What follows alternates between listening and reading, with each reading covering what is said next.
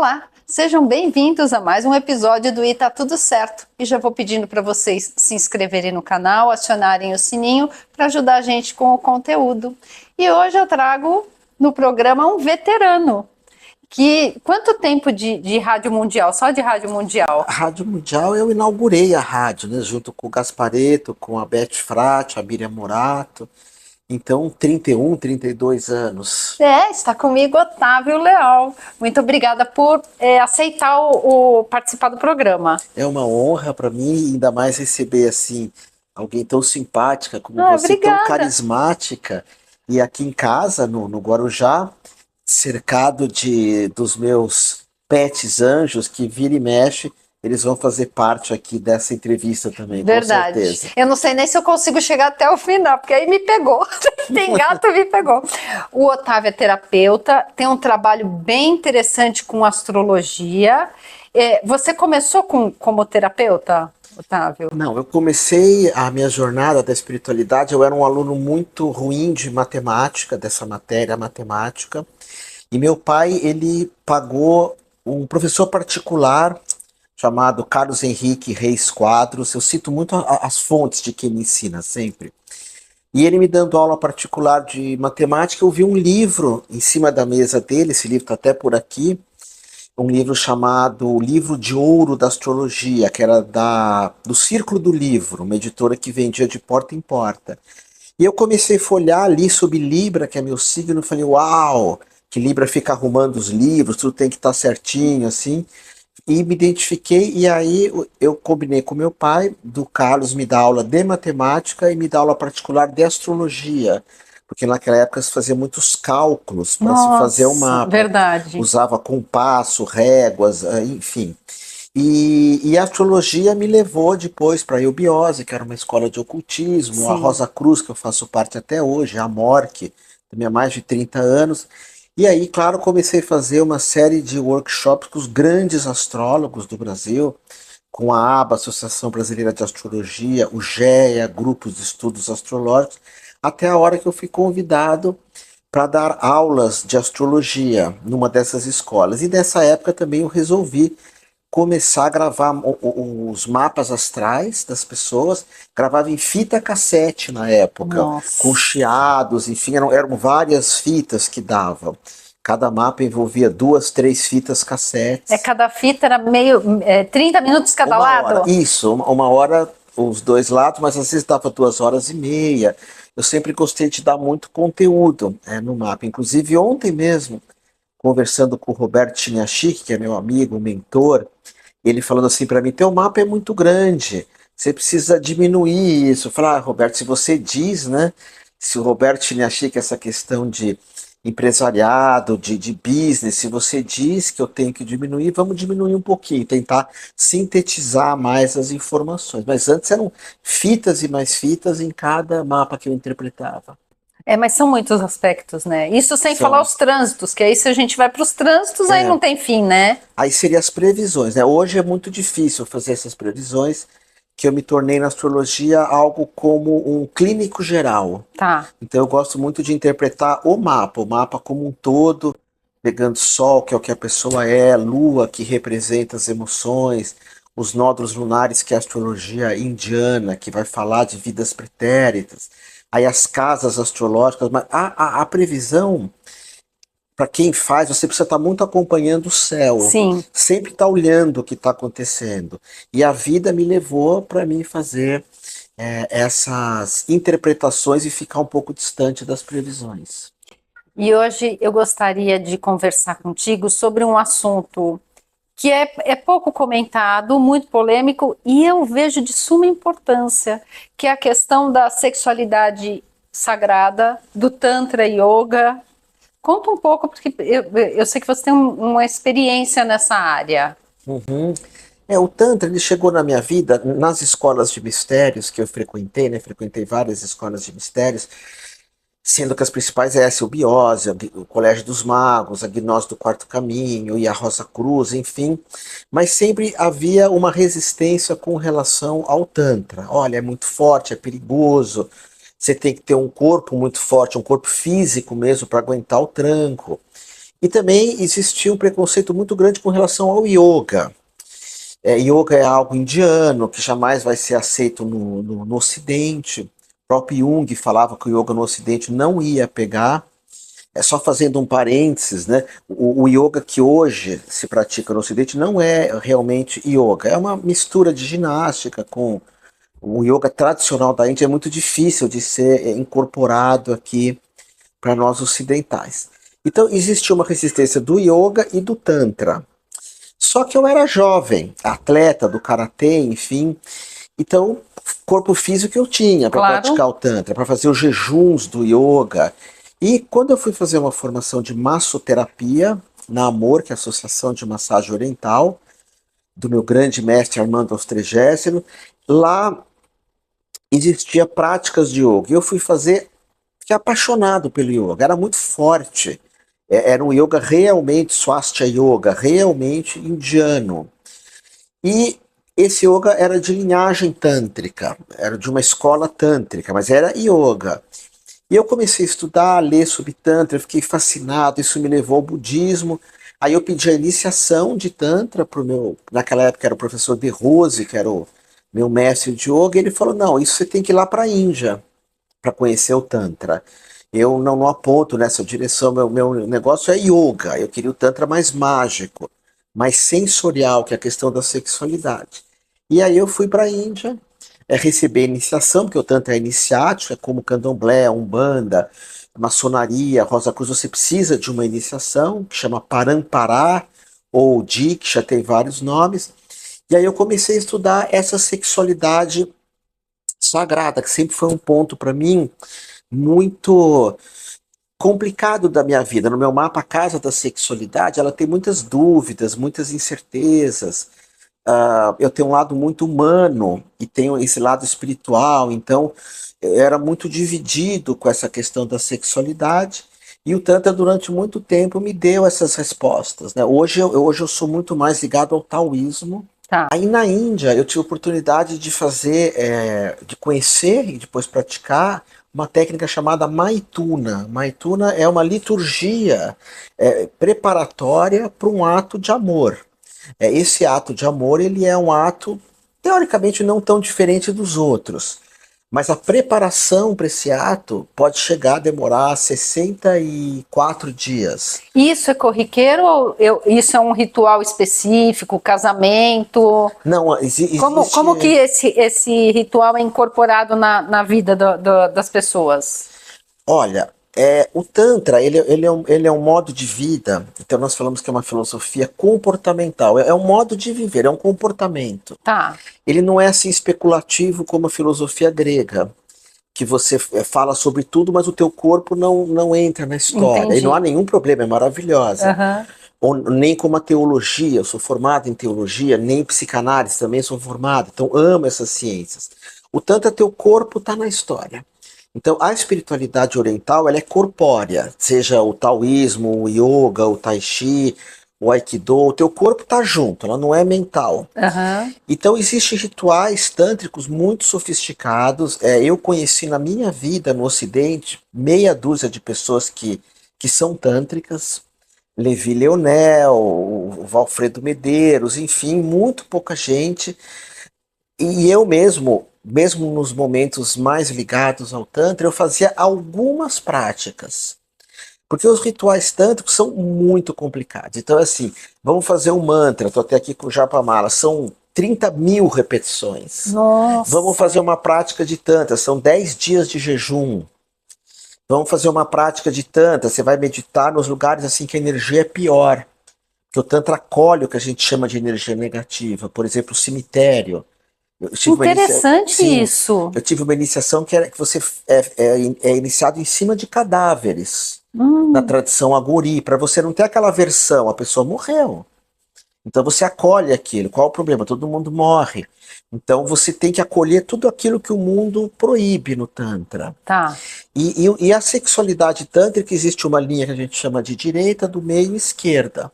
A esquerda, por exemplo, a sexualidade ou o ato sexual sagrado, você vai fazer normalmente com quem você não conhece. pela questão da erotização, a surpresa, a novidade, um pouco também dessa questão da performance. O Tantra de direita, que é do meio, que é o que eu sigo mais, ele aceita qualquer opção, mas traz valores da linha de direita, que é a amorosidade e preferencialmente você fazer com quem você tem intimidade, algum tipo de intimidade. Tá. Então parece uma prática separada. Por exemplo, não é uma busca de um casal. Um casal que já se relaciona e procura o Tantra. Sim e não. Você pode fazer o Maituna, que é a sexualidade sagrada, usando com uma pessoa que não sabe o que é isso. É um doce, a Lalita. A Lalita é o nome de uma divindade também, uma divindade indiana. Ai, coisa linda. Então você pode fazer com quem. Por exemplo, quais são algumas práticas do Maituna, que é o ato sexual? É língua no céu da boca, que chama Jiva Bandha, que você põe a Kundalini, que é a energia libidinosa, para cima. Não vai pôr, na verdade. O que você coloca é o prana, a energia vital. Quando a Kundalini sobe, ou ela, na minha opinião, acaba com a tua vida. A verdade. Sim. Tem isso, né? Tem essa visão de ser tão forte que aliena a pessoa. Não é a questão toda a espiritualidade, do Tantra, ela vai trazer uma ideia do que você quer. Então, o que você quer? Existe, né, no Ocidente dois buscadores espirituais. É o buscador e o achador. O achador, normalmente, ou ele quer conhecimento, ou ele quer curiosidades. Então, na minha história, eu tive muitos professores que me ensinaram um monte de coisas. E eu tive mestres, uma delas é a Monja Coen, que quando eu fui consultar com ela, a gente acabou virando muito amigos, né? Eu fui me sentar aos pés dos mestres, é chamado assim. Eu queria a experiência da iluminação. Tá. Que é completamente diferente, o ocidental nem acredita nisso. Que é possível uma experiência do outro mundo, tipo que o pastor Caio Fábio teve, ou que é o Salmo 54 da Bíblia, Tamu Adonai, uma experiência do divino, né? Porque o Ocidente normalmente a gente fala de Deus, pensa sobre Deus e lê sobre Deus. O oriental não lê nada, não fala nada e não pensa nada. Ele quer ter uma experiência. E essa experiência de Kundalini que eu tive, eu era muito jovem, que bom, porque eu tinha um corpo muito forte. Se você não se prepara, e seja que escola for, o que é ser preparado? Deixar teu corpo purificado. Então foi nesse momento que eu virei vegetariano na época. Beber muita água, estar perto da natureza. Você vê, aqui eu moro em cima de uma montanha. Aqui eu caracterizo uma montanha ligada ao oceano.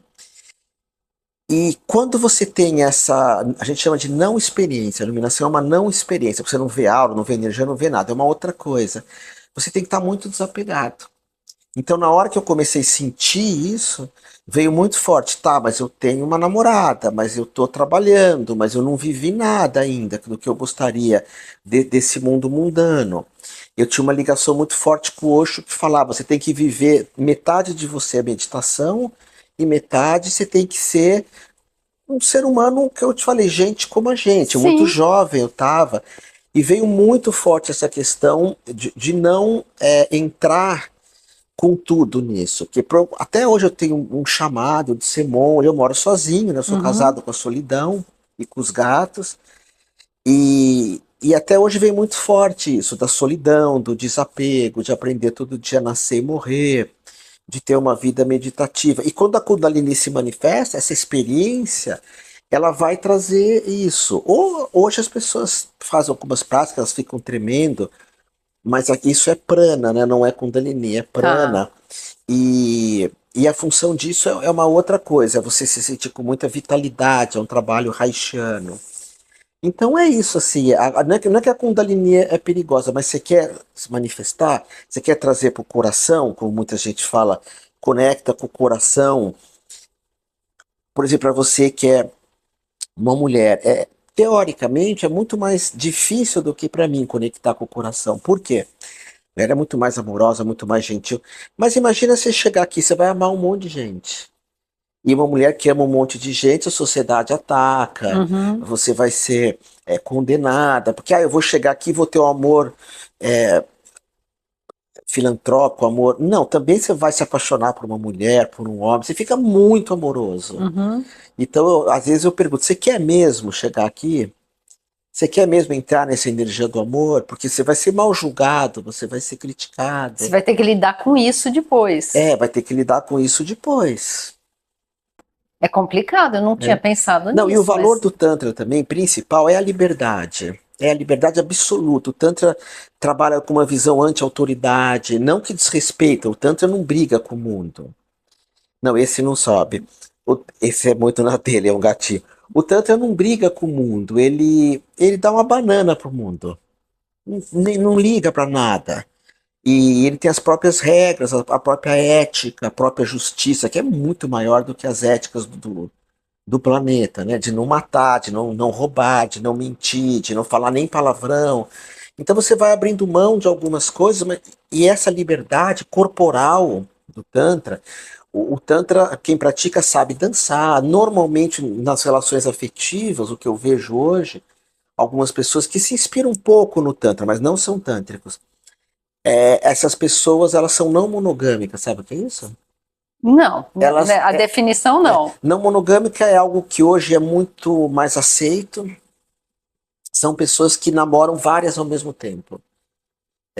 Mais ou menos como sempre foi, só que Só que de forma legalizada, né? de forma então são pessoas, a gente chama não monogâmicas. Tá. Elas não acreditam num relacionamento, digamos, homem e mulher, Sim, sim. só com uma pessoa. Eles chamam isso lá no Rio de Janeiro de relacionamento baunilha. Nunca Água ouvi com esse termo. açúcar. Sei, sei. E, então eu percebo que no ambiente do yoga, de quem estuda um pouco o Tantra, essas pessoas encontram uma resposta, porque elas vão buscar muito essa questão da liberdade. Vou te contar um caso. Só Claro, para a gente terminar essa coisa que você falou, você acha que dá para ter profundidade de troca deste modo? eu sinto que. Quer beber aqui também? Aqui, não, tá Tá. aqui, ó. Eu Aqui, ó. sinto que a importância não é de se você vai ter profundidade ou não, né? A gente chama intimidade. A questão é a gente pensar quem nós somos. Então, biologicamente, dentro da biologia, né, Richard Dawkins, que é um dos maiores Uhum, pensadores hoje, é praticamente impossível alguém ser monogâmico, um primata, e nós somos uhum. primatas. Nós temos essa natureza não monogâmica. Vai tanta confusão com traição, que é uma Sim, sim. expressão disso. Né? Só que eu acredito na psicologia transpessoal que fala que não, é possível, e que tem pessoas que são assim. Que não, então, eu acredito que o mundo se divide pela metade. Metade tem uma natureza não monogâmica Uhum. e que às vezes até pode ficar monogâmico porque já está mais maduro e Tem fases, né? Tem quer ficar fases. só com uma pessoa, e tem pessoas que são não monogâmicas e não monogâmicas. Eu vou te contar esse caso com a Larissa. Eu nunca amei uma mulher, nunca. Não por opção, não porque eu não conseguia, eu conseguia, mas eu nunca quis. Porque para mim sempre o meu valor de vida principal foi a liberdade. Até hoje é. Para mim liberdade está acima de qualquer coisa. Para mim eu não acredito em amor sem liberdade. Então a liberdade é o número um para mim de valores. E fui casado com Juliana há 17 anos, a gente foi muito amigo, companheiro, se gostávamos muito, mas eu nunca fui vulnerável com uma mulher, com a maioria dos homens, mas enfim, Sim. nunca fui. Nunca abri meu coração, nunca fui frágil. E um dia a Ananda chegou para mim e falou: Olha, eu amo você, a história é muito bonita, mas não vou me alongar. E eu aceito você como você é. Eu já tinha ouvido isso milhares de vezes, mas ela eu senti que existia naquele momento uma abertura. E aí, pela primeira vez, eu quis ser vulnerável com uma mulher. Então, até então, eu pulverizava no amor. Pulverizar é como você Sim, pulverizar. sim, sim. Então, eu tinha relacionamentos, mas assim, sem muita intimidade, porque era a minha Sem natureza. muita entrega, né? Não, sem entrega nenhuma. Eu sempre fui um companheiro um tanto quanto egoísta, porque por exemplo, vamos no Natal com a minha família? Não. Eu vou ficar com meus gatos, eu prefiro com meus livros. Vamos na festa do sobrinho? Nunca, nem adianta insistir que eu não vou. Vamos, cumprimenta meu. Não, não Sim. cumprimento ninguém. Assim, eu sempre fui muito isolado. Um dia eu ouvi a Monja Coen falando sobre isso também, achei tão bonitinho. Ela falou: não me convidem para Natal, Ano Novo, porque eu sou uma monja, minha história é Eu outra. já escolhi assim, Já né? escolhi. Então, eu acredito que essa intimidade que você falou, essas pessoas que se relacionam com um monte de gente, tem uma grande amiga, a Fran, e ela consegue ter, ela é não monogâmica, vários relacionamentos, e ela é tão intensa, parece que pega fogo, porque é a natureza dela. Agora, por exemplo, o cristianismo, você tem que ter fé em Jesus. Budismo, você tem que ser silencioso. Taoísmo, você tem que. O taoísmo você vê Deus na natureza, que é o meu caso. Uhum. Eu tenho que estar muito próximo da natureza. Tântrico você tem que ser livre. Ah, eu sou um tântrico que eu não sou livre. Então você usa algumas coisas do Tantra, alguns ensinamentos que fazem sentido, e que maravilha. Mas não dá para dizer que você é um tântrico, se você não tem essa luta pela liberdade, né? E Tá. liberdade hoje não significa que eu vá ser livre amanhã. Liberdade é uma conquista diária. A liberdade, às vezes eu acho que a liberdade final a gente nunca vai alcançar. São momentos. A partir do momento que a gente acredita numa coisa, a gente já está preso àquilo. Só de crer em Por algo. isso das meditações, principalmente do Zen budismo, que você consegue observar teus pensamentos, mas sem entrar nesses pensamentos. Sempre se Você identificar, só né? observa. Na meditação é o momento que realmente a gente é livre. Porque você está ali sentado, você sente calor, mas você não precisa pôr um cobertor, não tá tão, você não precisa pôr o ar-condicionado ou o Aham. ventilador, porque não está tão calor. Ou vem uma raiva, ou um medo, ou uma dor, você só observa. Então, naquele momento, você se sente livre. Mas são momentos. É. Nós estamos todos interconectados, né, um com o outro. Estamos todos numa grande teia da vida. E isso eu não quero ser livre.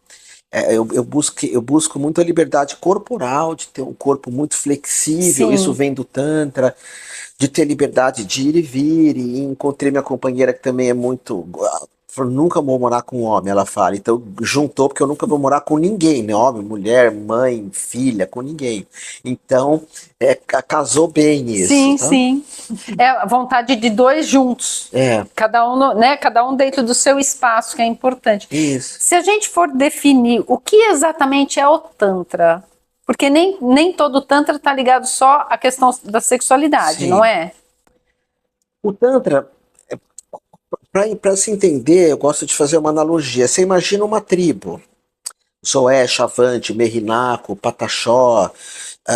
Vamos falar dos Merrinacos, que é uma tribo lá os povos originários lá do Xingu. Tá. Hoje as pessoas falam, não pode falar tribo, porque fica. Ah, eu também, É, eu não sei, é, gente, desculpa se algum termo for usado não, indevidamente, mas eu tomo desculpa que esse a gente está cuidado. aprendendo. Mas os Merrinacos, eles se consideram tribos. Então quem diz isso é porque nunca foi pro Xingu, nunca morou lá.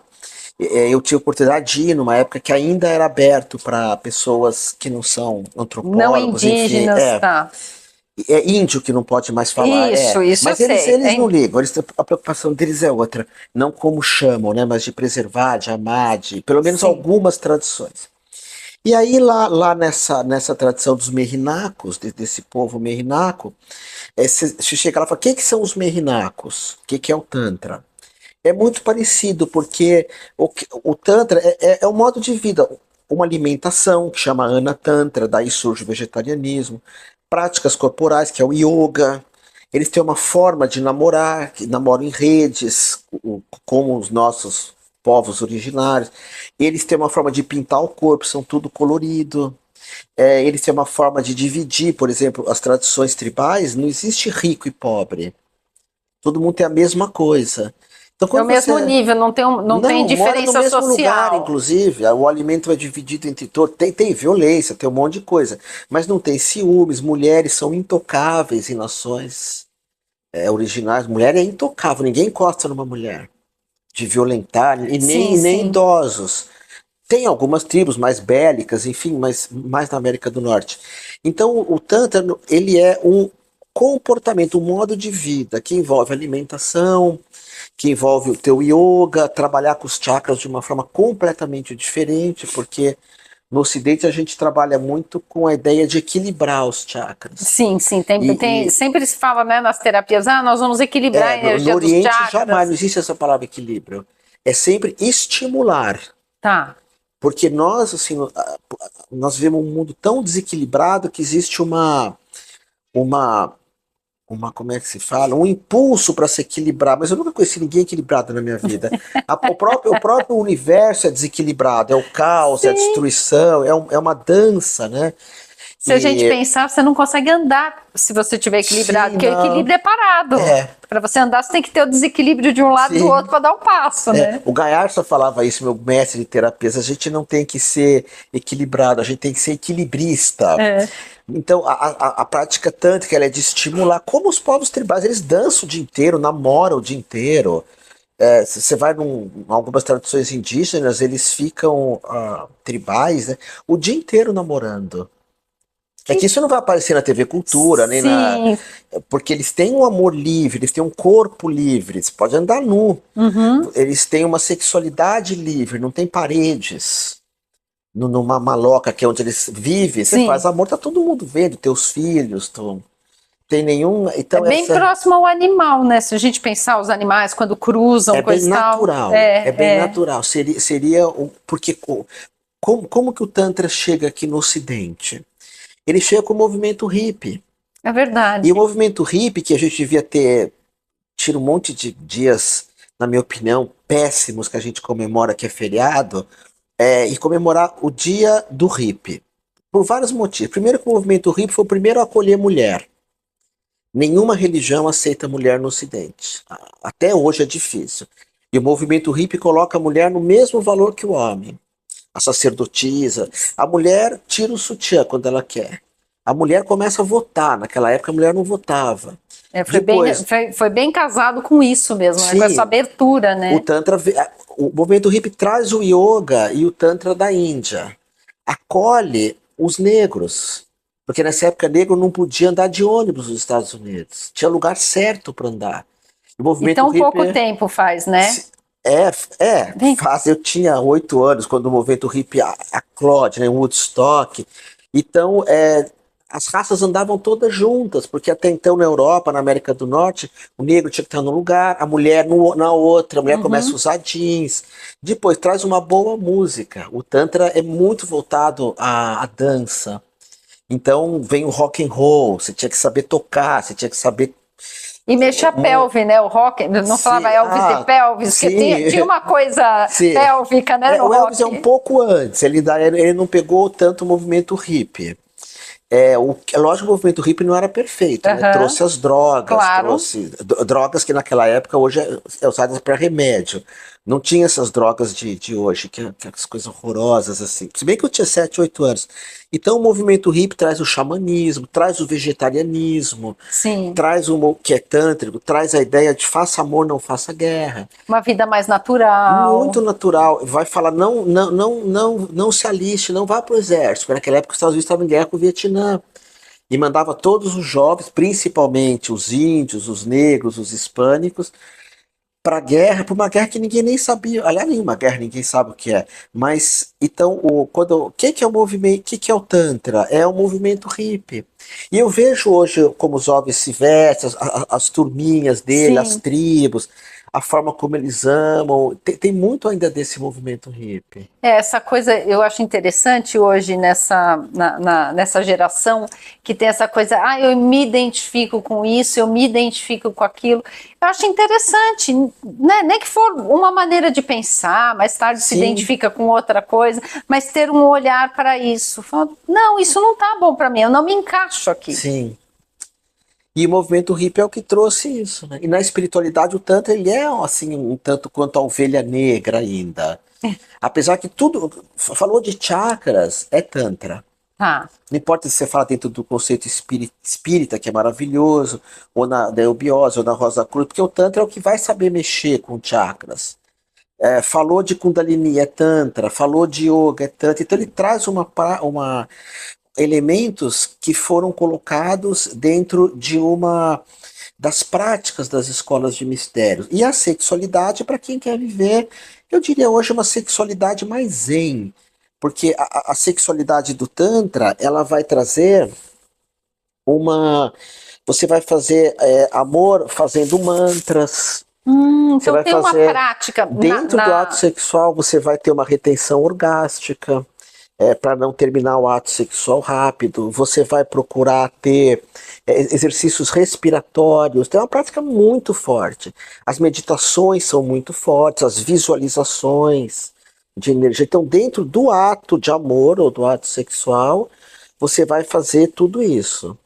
E fala um pouco para mim o que é essa interação na hora do ato em si. O que acontece com a energia das pessoas? Quanto tempo isso fica reverberando num encontro? Você diz o positivo ou o negativo? Fala dos dois. Eu acho interessante a gente falar dos dois, né? Tudo tem ônus e bônus. É verdade. Eu me lembro que há muitos anos atrás a Mônica Bonfiglio, né, a Mônica dos Anjos, ela me levou na TV Bandeirantes para falar do. E eu não gosto de saber o que eu vou falar, né? Eu falo, pergunta o que você quiser. E aí ela perguntou: existe um karma no ato sexual, né? Você pega alguma coisa e uau, eu tinha Fora a pensado doença nisso. venérea que pode passar, filho. Sim, mas aí, sim, a gente, dependendo da pessoa, ela vai captar um monte de coisas da energia sexual. Principalmente vocês mulheres, pela própria polaridade. Isso, pela própria polaridade. Pela própria fisiologia, né? Sim, porque a mulher recebe. Recebe, que é a polaridade receptiva, né? Então, por exemplo, existe hoje muita. O Tantra chega num momento no Ocidente que ele se mistura com candomblé, se mistura com Qigong, um monte de coisa. E aí você vê pessoas que vão colocando energia uma na outra, e se a energia de quem faz isso é ruim, você está passando tudo para aquelas pessoas, né? Que teoricamente o terapeuta tem que se curar, o terapeuta tem que ter uma energia incrível. Então existem algumas massoterapias que eu vejo pessoas que fazem, elas são muito assim desarmonizadas, que fazem porque pegam a energia do paciente, porque ficam mexendo com coisas que muitas vezes não são tão adequadas, não sabem se proteger. E a parte boa é você fazer amor com quem você ama, né? Que é uma coisa incrível, né? Eu tava com a Nanda esses dias, a gente tava namorando, e ela falou: para um pouco. E ela falou pra mim: põe a mão aqui no meu coração. Aí eu pus, ela pôs a mão no meu, a gente ficou uns 20 minutos assim. E no Tantra, normalmente a mulher fica por sobre o homem, quando é um relacionamento hétero, para o homem poder venerar a deusa. O Tantra ele é matriarcal. Não sabia Ele é disso. matriarcal. As tradições orientais são mais matriarcais ou matrifocal, né? Foca no homem e na mulher. E as ocidentais sempre são patriarcados, né? A gente fala Deus, homem, pai, Sim. nunca mãe, né? O Tantra você fala mãe, o pai é o secundário. Mas é uma energia só, né? Como foi um nome, na minha opinião, pouco importa. Aí então, o Tantra tem essas paradas que você conecta com a pessoa. Opa, tô com a mão no microfone. Não tem problema. Que você abraça, que você gruda na pessoa. E esses momentos, ou nesses momentos, os dois têm que ter algo muito legal: amorosidade, gentileza, carinho. Você tem que ter essa colocação. E ao contrário, né, quando você vai namorar ou se envolver com alguém que não tá legal, se você é muito médium, eu chamo de corpo aberto, você vai sair com um monte de coisas ruins. Quem é jovem não tem tanto problema, né? Porque você tem uma energia que chama psíquica, que é energia de vida, que você recicla muito. Tá muito alto, né? A vibração já tá muito você alta. consegue também, mas se você já tem uma certa maturidade, você tem que procurar não só pessoas, mas situações que façam sentido. Por exemplo, eu sou o cara do mato, eu não sou o cara do mar.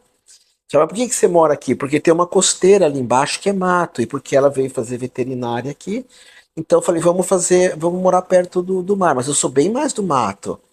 Tem pessoas que o corpo é da água, tem pessoas que o corpo, minha filha gosta de cidade grande. Eu gosto de cidade grande. Então, eu não Mas posso nem ouvir falar, eu sou do mar. Aqui eu tô em casa, eu tô me sentindo em casa. Eu tô perto da praia, eu tô em casa. é. Mas eu gosto de Aqui cidade você não tá grande. perto da praia, você tá perto do É oceano. verdade. Gente, vocês não têm noção da vista aqui. Porque a praia ali, né, a energia tá indo pra lá e pegando, tem muita coisa complicada ali, mas quando você tá dentro do oceano ou em É. cima de uma montanha, é muito mágico. Então, tanto ele vai também questionar isso. O que que você se alimenta? O que que você põe pra dentro? Com quem que você faz amor? O que que você, o que que sai da tua boca? Aonde você mora? Qual tipo de trabalho que você faz? Por isso que o Tantra está muito associado a terapias. E até te falar, a palavra terapeuta, Ah, isso. ela vem de Theo, e Theo é Deus. Então, terapeuta é um servidor de Deus. Terapeuta é uma jardineira de Deus e da deusa. Se for masculino, o terapeuta é um jardineiro de Deus Que e da lindo, deusa. né? Vem Que de lindo. Theo. Ah, eu não sabia desse radical É. de terapeuta. E em aramaico é teraf, que Jesus usava esse termo quando ele falava, quando andar por aí, cure os que estiverem feridos, pois o mal não é o que entra, é o que sai da boca do homem. Sim. E teraf, existe muitas terapias inspiradas no Tantra, mas praticamente ainda não chegou isso no Ah, Ocidente. é? Assim, as que realmente são tântricas, não. Existe aquelas, existe, mas são pouquíssimas. O que existe são terapias que usam o nome de Tantra, usam uma coisinha ou outra, mas são mais inspiradas em Reich, técnicas reichianas Tá. de libertação orgástica, essas coisas. E aí a gente falou, tem uma diferença, porque hoje nós temos várias pessoas que são homoafetivos. Sim, E aí essa ligação tem uma, porque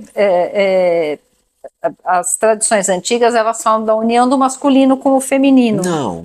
Mas eu Falo acredito, não. não? Isso aqui é o Ocidente, né? É. É como o Caio Fábio fala, sabe quem que é esse pastor? Eu adoro ele, depois você Ah, procura. aham. Ele fala, Jesus nunca se preocupou com a sexualidade das pessoas. Por exemplo, ele nunca falou você é gay, é lésbica. Não Ele vejo nenhuma menção nenhuma, dessa. nunca. A única crítica que Jesus fazia era contra a corrupção, contra a maldade, contra não distribuir as coisas. O Oriente nunca ligou se você é homoafetivo, se você ele quer, a preocupação da espiritualidade oriental é se você é honesto ou não, se você é É o seu gentil ou caráter, não, né? se você dá água a quem tem sede, dá pão a quem tem fome. Então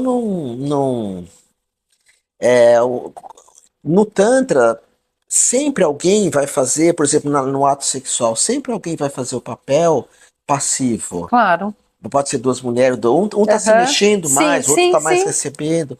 Então, nós somos um mosaico, eu acredito. Um mosaico. Aham. Até Nós os héteros, somos né? Eu acho que dentro de um todos. casal, não estou falando propriamente do coito em si, mas tem essa troca de hora você está mais passivo e hora Sim, você está mais ativo, independente de ser homem ou sim. mulher. Por isso que eu falei, nós somos um mosaico, né? O que que é um mosaico? Todo mundo é masculino, é feminino, todo mundo tem fantasias, todo mundo tem mil coisas.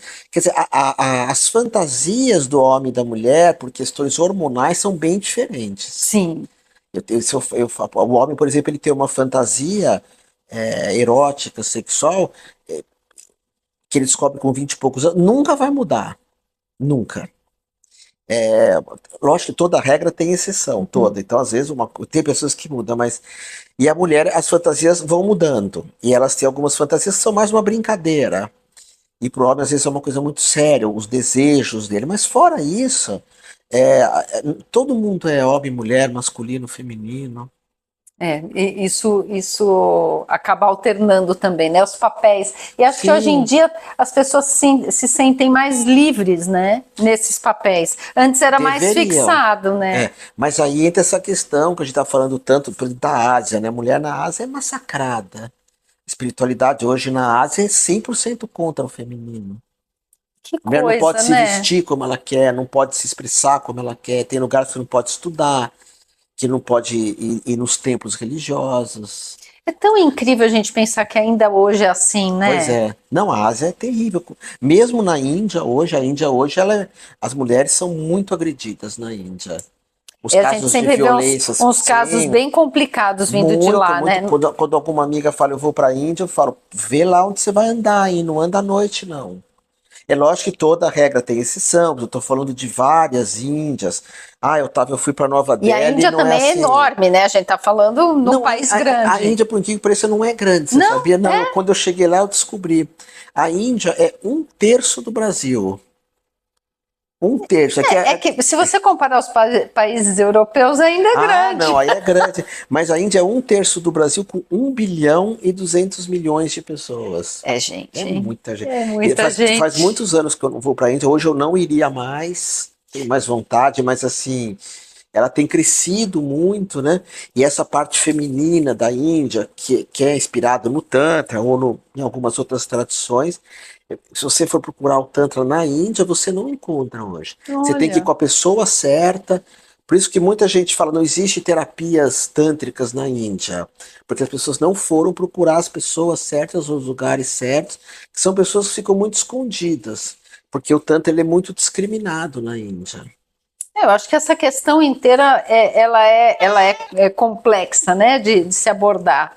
Como que foi a tua primeira experiência na Índia? Qual foi o maior choque que você tomou? Ah, foi maravilhoso. Não, não tomei muito choque, assim, porque era meu sonho, né, de estar na Índia. E eu fui para lá com a minha companheira, da época, Gisele, fazer yoga, então era uma coisa, assim, maravilhosa, né, de se sentir em casa, porque naquela época eu estava muito ligado ao yoga. Então, eu fui para Varadasi estudar o Tantra, fui para Rishikesh, que é... Não, Rishikesh eu não cheguei aí, eu fui perto a primeira vez que era o berço do yoga, e eu fui com muita ansiedade de querer receber a iniciação no Tantra e de querer estar com os mestres, né? De buscar, assim, de perguntar, eu quero chegar e falar, eu quero me iluminar, me conduz, de estar com aquelas pessoas, de olhar nos olhos. Eu tive, por exemplo, com o Satya Sai Baba, Ah, que era muito. isso é uma coisa que eu não tive oportunidade, que eu queria muito. Depois de 2, 3 anos ele morreu. Eu tive com vários, Ramesh Balshekar, os grandes mestres, né, e eu queria estar perto, eu queria. Porque esses mestres você não faz pergunta, né? Você só fica perto. Você só absorve, né? É só. Eles chegam e falam o que eles querem falar, mas dificilmente eles falam muito. Então eles trazem. Não, tem alguns que falam, o Ramesh, o Papad, mas a Monja Coen, ela é muito comunicativa. Sim. Mas às vezes eu tô com a Coen, a gente anda a Paulista inteira sem falar nada um com o outro, né? Que eu não vou chegar para ela e falar, Monja, como tá a tua família? O que que você tem feito? Se ela Então, não quer ir nem no Natal, não adianta perguntar é, da família, não? essas coisas não encaixam muito. Ela vai responder porque ela é muito educada, mas não encaixa, né? Aham. Então, a Índia, para mim, que buscava aquilo, né? Que buscava essa espiritualidade, foi assim uma experiência, como diz o Cortella, ele diz, eu tenho, como é que se fala? Inveja de quem nunca leu, por exemplo, a Odisseia pela primeira vez, que eu nunca tentei ler, eu acho horrível aquele livro. Não consigo entender nada, mas enfim, porque eu sou o cara mais do corpo. Mas para quem lê, sempre falou Odisseia, Odisseia, e quando você lê a primeira vez Dom Quixote, e nunca vai ser, quando você lê pela segunda, já não é a mesma coisa. E aí eu fui várias vezes para a Índia, mas já não era a mesma coisa que a primeira, que fui só eu e ela. Foi para Aham. estudar o Tantra e estudar o Yoga. E também tem a coisa da primeira vez, da primeira impressão, da idade que a gente vai quando tem aquela. Sim. Porque nem você não era o mesmo, da segunda vez não era, Não, não era o não, mesmo eu tinha Otávio. 20 e poucos anos e a Índia e não tinha internet naquela época, então você não sabia o que que você ia encontrar, então tomar banho no Rio Ganges. Por exemplo, eu fui há pouco tempo pro Peru, eu levo muito grupos pro Peru, talvez ano que vem eu vou levar um grupo. Só que hoje no Peru, em Machu Picchu, é tudo cercado. Ah, Eu fui para Stonehenge, aquelas sei, ruínas, sei. abraçava, hoje está tudo É. cercado. Hoje na Índia, as pessoas que vão fazer turismo, porque dificilmente você vai ter acesso a algum grande mestre. O Dayananda, que foi, na minha opinião, um dos últimos, ele já partiu. Então hoje você fica um tanto quanto distante das coisas, né? Infelizmente. É assim, tem coisas que vêm e tem coisas que vão e que a gente vai ficar sem É, e não tem o que se faça, né? é. Ai, Otávio, muito obrigada. É muito diferente a gente conversar com alguém que vivencia as coisas. Porque o conhecimento ele é bom, mas às vezes ele não é vivencial. E é muito diferente de quem é vivencial.